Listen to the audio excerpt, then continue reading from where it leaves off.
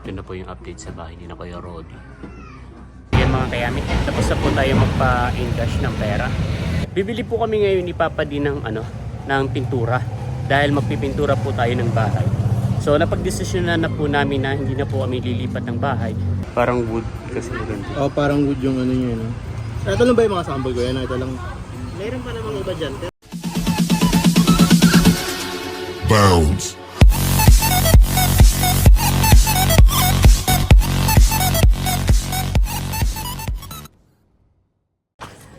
Kamusta mga kayami? Isang masaya at isang masarap na vlog na naman ang pagsasaluhan natin. For today's episode, pupunta po tayo kana Kuya Rodi. Ibibigay po natin ito. Si Django. Django. Maganda na si Django. Nagpapainit si Django. Django. For today's episode, pupunta po tayo ngayon kala Kuya Rodi. So rest day today. Marami po tayong gagawin at ang una nga po ay dadaan po tayo sa bahay ni na Kuya Rodi at i-ano po natin ito. Ibibigay po natin yung pinabili niya na na materials. Let's go.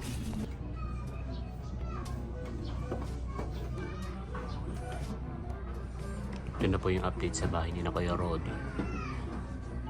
Pinopormahan na po niya dito sa taas para mabuhusan na daw po.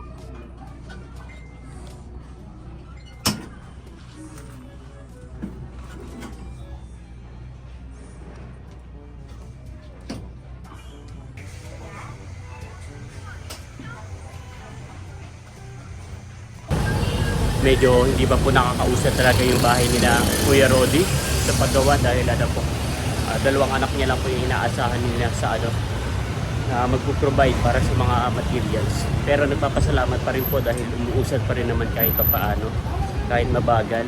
Nagpapasalamat din po kami sa mga tumulong sa pagpapaayos ng bahay ni na Kuya Rodi sa ating mga sponsors. So ngayon naman po pupunta po tayo ngayon sa AUP at magpapapalit po tayo ng pera dito sa sa bandang Acacia. Let's go.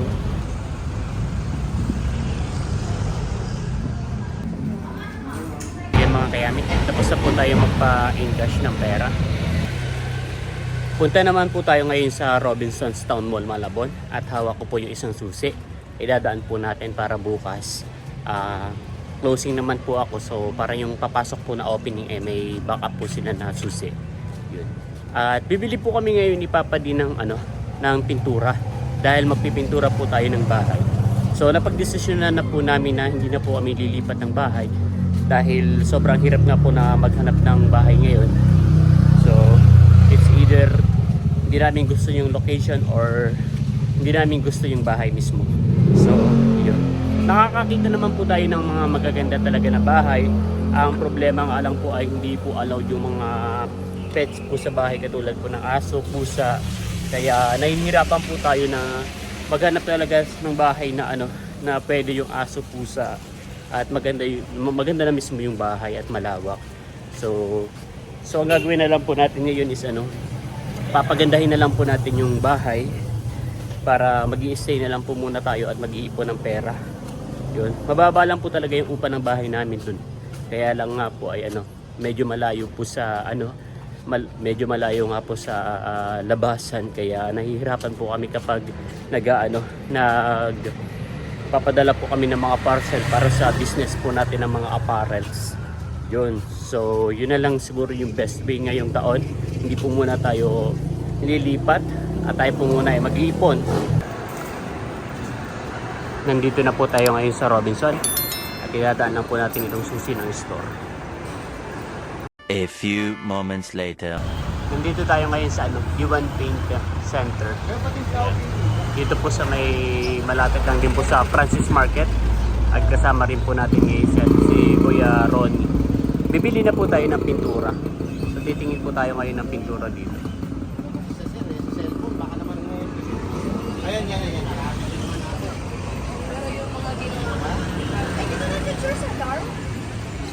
Dito daw, tingin ka. O eto. Medyo light. Parang wood kasi maganda. Oh, parang wood yung ano niya, no? Ito lang ba yung mga sample ko yan? Ito lang. Meron pa namang iba dyan. Pero, Ah. kung okay lang, basta kayo, tatlito.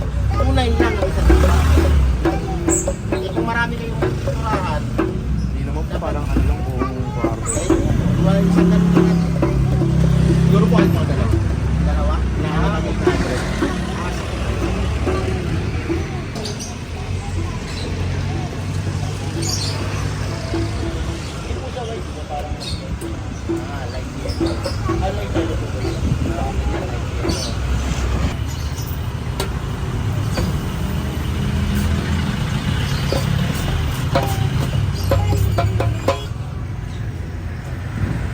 Ayan guys, tinitimpla na nga yung pintura natin na gagamitin para sa pagpipinturan ng bahay natin.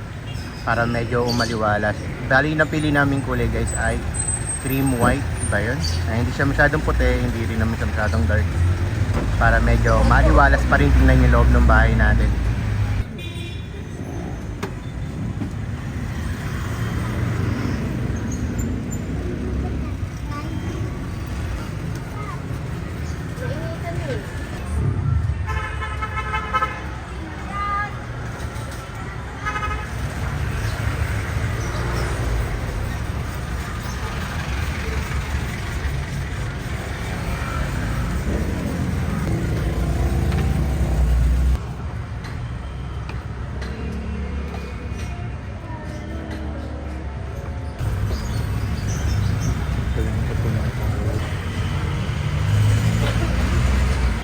Yung guys, pinag-prepare na yung kulay dun sa naitimpla. Tingnan na kung medyo malapit na ba siya dun sa pinili nating kulay.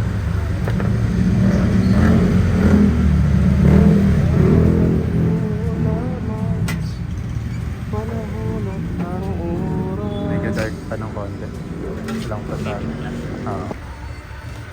Wala akong primer na green. Kulay green? Pintura lang po. Ang primer gray. Green. Black, white, wala akong green. Walang green.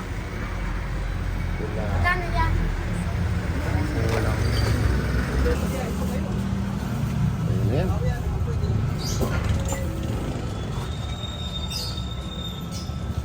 Ayan.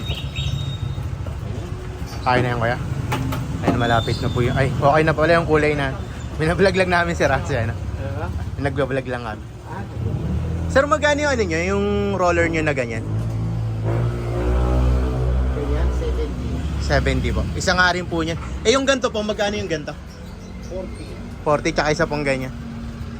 Sir, ganito lang yung green natin. Okay na? Ayan guys. Buti na lang po ay may malapit na napalabili ng pintura dito banda sa amin. Ayan, dati guys sa Tugatog pa kami pumupunta pag bibili ng pintura. Buti meron na rito sa malapit. Kala ito si Kuya yung nagtimpla ng pintura namin. Napakahusay. At etong kayamin nyo na sensitive ang ilong dahil malaki ang butas. Ayan, at isasali na nga yung pintura natin.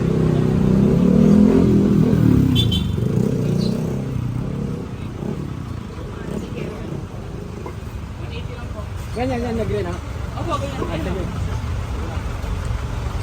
Ang blackboard. Ay, blackboard?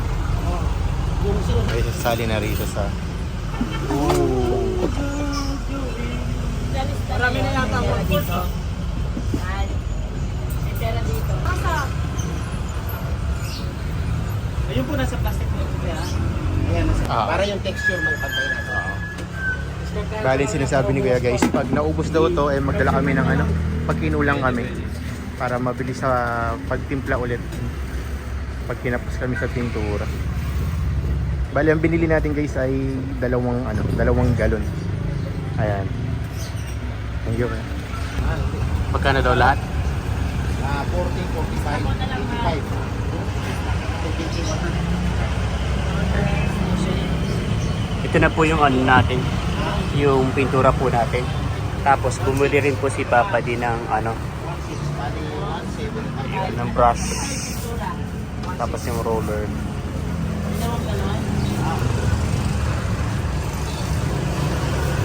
Bali magkano daw lahat? sa 180 niya, mga ganun. Mga ganun,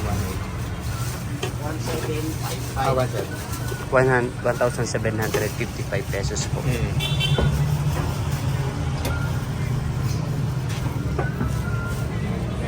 Man, pera ko naman. Oh? Apat ang pinambili ko. Dati naman pinagsasabi sa akin. Iwanan ko nga. Kaya ang sabi niya, ang kwento niya, may pinapahinaan niya lang doon yung speaker sa'yo.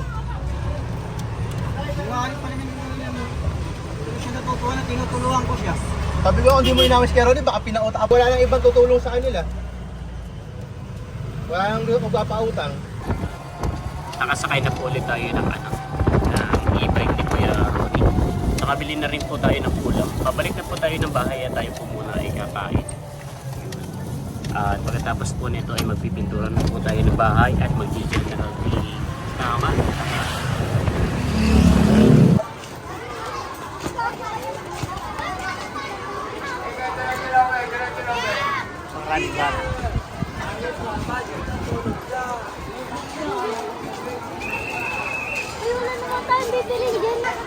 Trending po ang Tig Milo.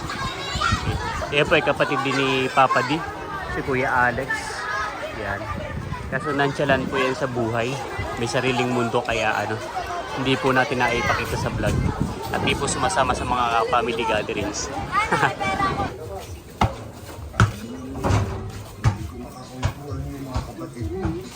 Joy. Ikaw eh, nakakausap ko. Wala naman pong kaso yun. Scarlett. Nakauwi na po tayo mga kayami at tayo po ay magsasaing na. Alas 12 na po ng tanghali. Ay hindi po nakapasok si Teresa dito sa bahay. Hindi po nakapagbantay. Ayun, kaya tayo po ay magsasaing.